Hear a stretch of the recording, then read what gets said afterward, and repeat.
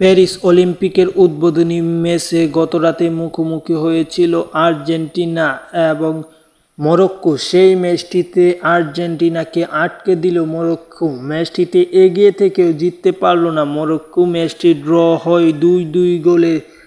Match শেষ হয়।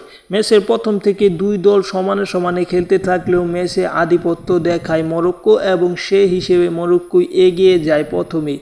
তারপর পরবর্তীতে মরক্কো ভালোভাবে এগিয়ে গেলেও আর্জেন্টিনা কামব্যাক করার মাধ্যমে ম্যাচে ফিরে আসে এবং ম্যাচ শেষ হওয়ার আগ পর্যন্ত আর্জেন্টিনা এবং মরক্কো এই ম্যাচটি 2-2 গোলের ব্যবধানে 2-2 গোলে ড্র হয় এবং এই ড্রয়ের মাধ্যমে কিছুটা হসট খেল আর্জেন্টিনা। বর্তমান কোপা চ্যাম্পিয়নরা এমনভাবে ড্র করবে মরক্কোর মতো দলের বিপক্ষে তা কল্পনীয়। সব কিছু মিলিয়ে যদি আর একটি ম্যাচ ড্র করে কিংবা হেরে যায় তাহলে আর্জেন্টিনার জন্য ক্ষতি আছে অনেক, কারণ সেকেন্ড কোয়ার্টার ফাইনাল যাওয়া আর্জেন্টিনার জন্য অত্যন্ত ক্ষতি হয়ে যাবে। তাই আর্জেন্টিনা চাইবে পরবর্তী ম্যাচগুলো জিতে কোয়ার্টার ফাইনাল নিশ্চিতের পাশাপাশি 16 দলের এই অলিম্পিকে ভালো কিছু করে স্বর্ণপদক নেওয়ার জন্য।